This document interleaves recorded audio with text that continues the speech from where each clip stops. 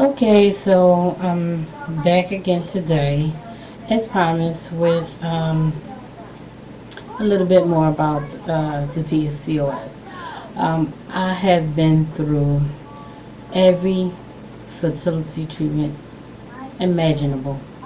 Um, I've done the Clomid with the metformin, a couple fertility shots. I actually ovulated on the Clomid. And just a lot of other different things. IUI, which is an intrauterine insemination, um, and all these things are very, very invasive, and to be quite honest, they're a bit embarrassing. So I chose to stop the fertility treatments at this point. I'm blessed. I have a beautiful son that's about to be 6 on Friday. So, um, with that, it's great. My husband is great as far as the weight loss or the weight issue. Period. You know, um, he's 6'1", 165 perfect pounds, and it's like sometimes it can be a bit difficult to keep up with them. Like they want to do amusement parks and things like that. And with the PCOS, I get tired really fast because of all the extra weight. Um, I said in the last video that I would show exactly what I'm talking about. So I'm going to do that right now.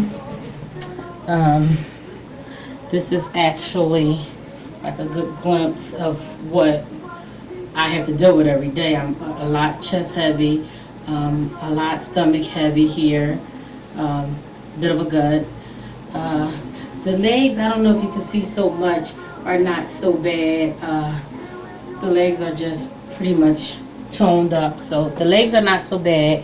But the stomach here and like the arms carry so much weight that is really difficult to sorry about all the movement. It's really difficult to get around when you have that much weight.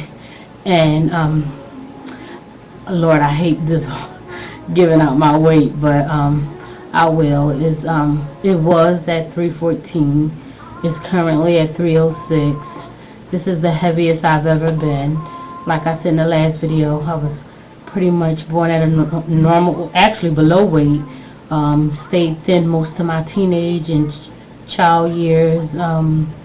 So it really just took off in my 20s. I wasn't diagnosed until maybe I was about 22. So at that point, it's kind of hard to deal with it at that point. Um, Teenagers now are lucky. Teenage women now are really lucky because if they're diagnosed early, they immediately put them on the birth control pills and they can start their eating healthy, and more than likely they won't gain the weight.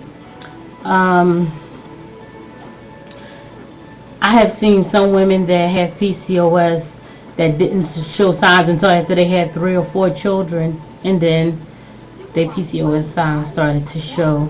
Um, Other than the weight, my most embarrassing thing about the PCOS that I noticed lately is the facial hair, especially around the chin area. But I try not to worry too much about it because if it was something that I could help, quite naturally, I would do something about it. It's nothing that I really can do about it other than to either shave it off, have it waxed off, or whatever. And because I have really sensitive skin, um, a lot of things break me out, like the nair and things like that.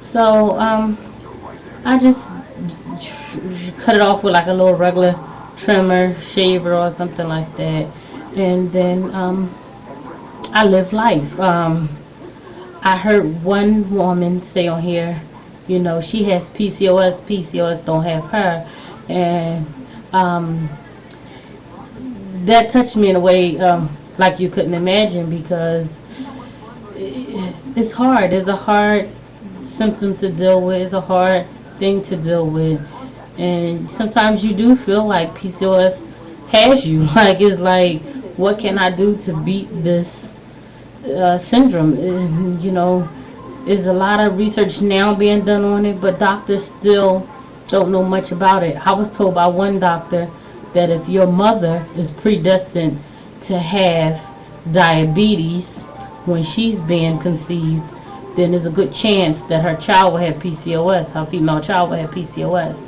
Well, my mother and grandmother has diabetes, and I have the PCOS. I'm fortunate in a way that I have PCOS without the cysts. I haven't had any cysts grow in the ovaries yet, so that's been a really big deal for me because I hear that they're very painful, or whatever, but I haven't had any of the cysts. So today is another day. Like I said, my goal is always 2 pounds a week. I'm a bit frustrated because it's Wednesday already, and I weigh every Sunday, and I'm still at 306, which I was at last week when I only lost the 1 pound. But a lot of it could be just bloating and water weight from the menstrual cycle. So hopefully, next week I'll be able to kick it into high gear. I've been eating really healthy. I discovered something called Veggie Crisp that's made by Ritz. Um, they're not too expensive. I tend to get them from Walmart, and they got them in all different kind of flavors. Um, I heard another woman on here say about the Activia yogurt. I recently switched to that, and that's really good. And you can get it like a 12 pack out of Walmart for like $6. Um, Nutri-Grain bars are really good. My cabinet is stocked with those. Um, a trail mix of like nuts. They call it energy mix, but it's basically just a bunch of different kind of peanuts and nuts, walnuts, almonds, all kind of nuts. And like at night, instead of grabbing a bag of chips or something like that, I'll get 1/4 of a cup of the peanuts and have that as a snack before bed, and some water. I drink plenty of water. Sugar, I'm just about done with. I'm almost converted completely to Splenda. You've got mail, Tommy. I have a very good trainer that I'm not able to physically, one-on-one work out with her at this point, but she does have great DVDs out for plus size women. You see on the shirt that I'm wearing, I don't know if you can quite see it, but I'll try. It says Curvy Girl. It's no longer Curvy Girl. It's now Shapely Girl, and her name is Deborah Mazda. So if you can go to her website or whatever, um, Shapely Girls is for women of all sizes, but she focuses in on plus size women. It would be great. I mean, that's just my own opinion. I have taken her class for almost a year. I now moved out the area, so I purchased her DVDs, and she's great, and she's understanding because she's been at a weight that we've probably some of us been at. She's been over 300 pounds, so I would say, to everybody just to keep on moving forward. Even with myself, I was a bit down this morning, and I realized that, this is going to be an everyday struggle. So it's something that I have to deal with, something that I have to do, and something that I will continue to do. So hopefully I'll see you back again tomorrow. Bye.